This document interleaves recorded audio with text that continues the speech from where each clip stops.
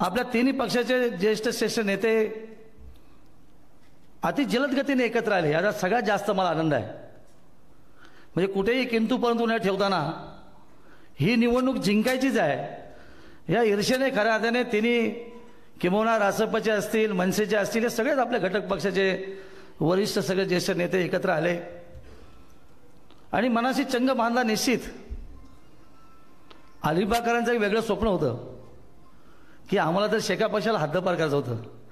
तर प्रत्येकाने मनाशी निश्चय केला होता की ही निवडणूक तटकरे साहेबांची असली तरी आपल्या आसपासची लढाई आहे आणि खऱ्या अर्थाने जास्त मताधिक्याने जिंकली पाहिजे। उलटफेर चर्चा होती की अलिबाग मतदारसंघामध्ये 40,000 मताधिक्य शेका पक्ष घेईल असे तेच सगळे इतर सांगायचे त्यांच्या जाहीर सभेमधनं। पण समस्त कार्यकर्त्यांचे चेहऱ्यावर मी सांगत होतो, माझ्या मनात निश्चित खात्री होती की आपण 35-40,000 मताधिक्य नक्की घेऊ। खरं तर 4 तारखेची वाट बघताना 7 ते 4 हा पिरियड खूप मोठा गेला आणि त्याच्यामध्ये मग अनेक राजकीय विश्लेषकांच्या चर्चा सुरू झाल्या।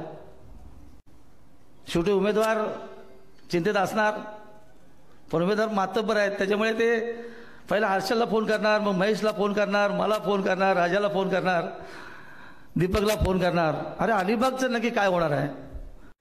आणि म्हणून मगाशी सांगितल्याप्रमाणे मी एकत्र बसलो, बूथनिहाय आकलन केलं। खरं तर मी माझ्या विधानसभेला देखील मी सांगितलं की मी एवढ्या मतात देखील निवडून येणार, तो आकडा क्रॉस केला। तसं तटकरे साहेबांनी साहेब चिंता करू नका, तुम्ही अलिबागची चिंता करायची अजिबात गरज नाही आहे। एकेकाळी तुमचा विश्वास ज्यांच्यावरती होता त्यांची आजची परिस्थिती राहिलेली नाही आहे, मग तुम्ही चिंता करू नका अजिबात।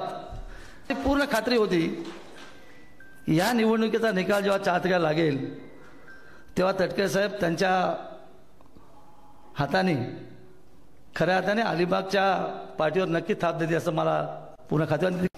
जसं राजाने सांगितलं, उरलेला शेका पक्ष खऱ्या अर्थाने आता या जिल्ह्यातनं हद्दपार करत असेल की म्हणून साहेब निवडून आल्यावरती मी एक बाईट केली, त्यामध्ये पण मी शॉर्टकटमध्ये सांगितलं की आत्मपरीक्षण त्यांनी करावंच, पण खऱ्या अर्थाने हा जिल्हा सोडून त्यांनी तांजेरीला जावं, का आता दुसरा पर्याय त्याचा उरलेला नाही आहे। कारण त्यांची जास्त इन्व्हेस्टमेंट साहेब तुम्हाला माहीत असेल का त्यांची की जास्त इन्व्हेस्टमेंट विदेशात आहे। इकडं सगळं जिल्हा बँकेचं ह्याच्यात पैसे ह्याच्या नावावर घेऊन ते रपादपा झालेत। दुसरे वेग पाटील होऊ नये एवढीच माझी प्रामाणिकपणा हे आहे, सबुरी सल्ला आहे, कारण खरं महर्षी या ठिकाणी आहेत, त्यांना सगळं माहीत आहे।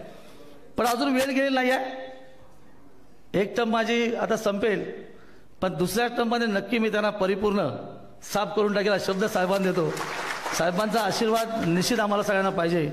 आणि राजांची भूमिका सांगितली, राजा तुझ्या माहितीसाठी सांगतो की आम्ही 6 आमदार आणि खासदार यांनी निश्चय केलेला आहे, तुम्ही काळजी करू नका।